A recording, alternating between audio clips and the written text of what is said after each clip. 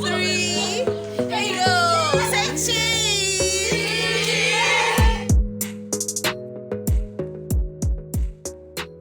Understand what? She asked me, the teacher asked me if I understood. I told her yes. What else were you expecting me to say? Yes, I understood. Teaching is like setting out on a journey in a classroom. Whoever your participants are, they are like your children. Some children are slow eaters, some children are fast eaters, right? So you must ensure that both the slow and fast eater, they are in sync. They finish their food and they are satisfied and they are taken to school. So what you're doing is basically carrying everyone along with you. You don't start out with the fast eater. Oh, this one is fast. Let's go to school. Leave your slow eater at home. No, who's going to take care of the slow eater, right? So I liken the classroom to a family where you have the mother, the father, and the children, and you're expected to take everyone along, whether they're slow learners, they're fast learners, high achievers, low achievers, in the middle, average students, and what have you. You take everyone along. So how do you do that? Learn their learning styles. You need to understand how they learn.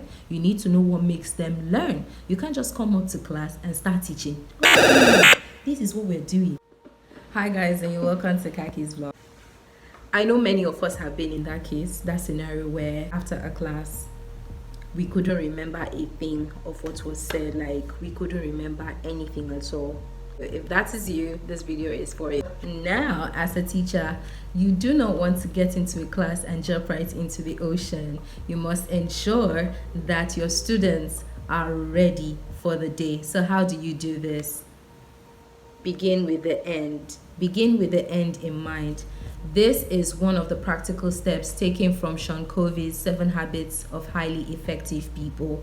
Now, one thing you need to understand is that when you're teaching, like I said, it's a journey, right? In order to make your journey seamless and very, very sweet, what you need to do is understand the kinds of learners you have. Note, you are dealing with children from different backgrounds, different walks of life, different ethnicities.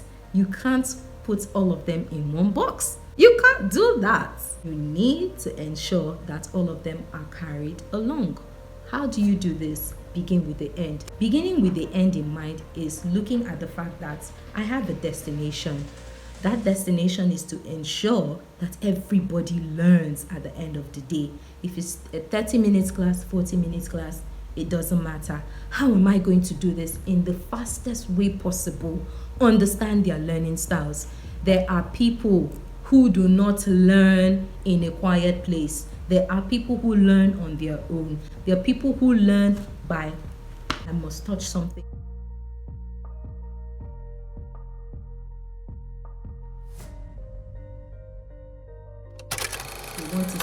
They want to see the video. They want to hold the apparatus.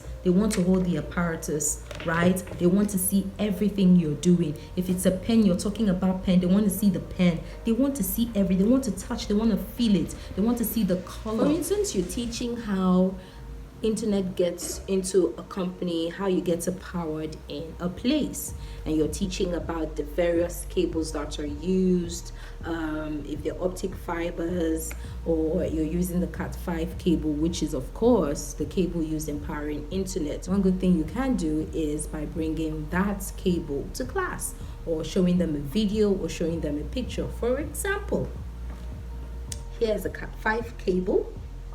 It powers the internet. We use it. It's very important. You can teach them the shape, the color, how it looks like, and how it is used if you want to further go into that teaching. That way they have about it, but they don't know what it looks like, they don't know what it feels like, they don't know the color, the shape, the size.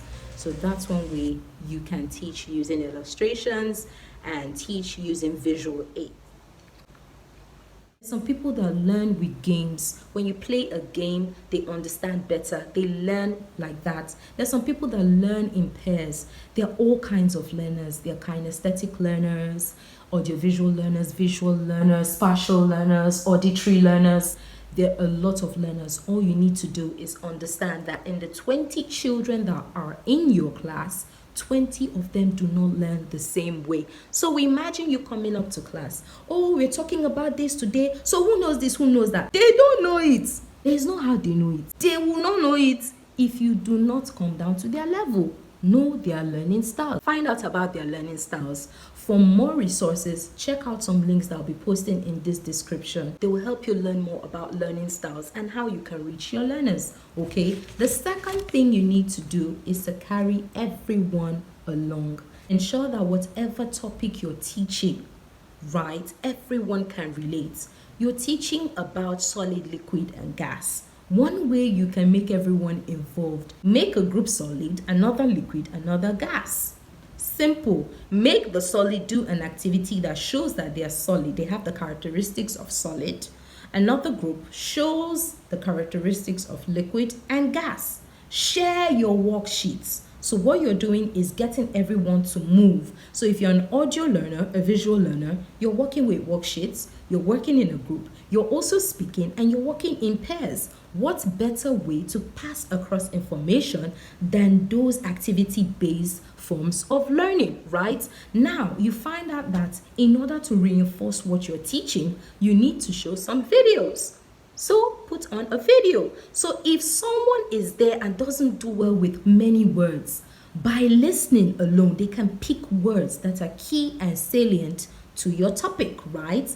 And then they can have 1 or 2 words that are catchwords in that topic, and they can see for themselves what solid looks like, what liquid looks like, and what gas looks like. Okay, so once you know your kinds of learners, teaching and assimilation will be easy because you're capitalizing on their strengths and their weaknesses. Also, there are children who, despite all these mediums of learning, they might still not be able to pull their weight.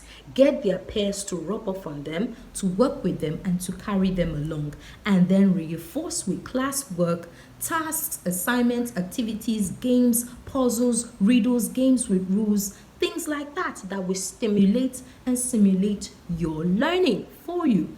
I hope you enjoyed this video, and if you did, smash that subscribe button, smash the notification button, and I'll see you in our next video. Enjoy the Bye. video.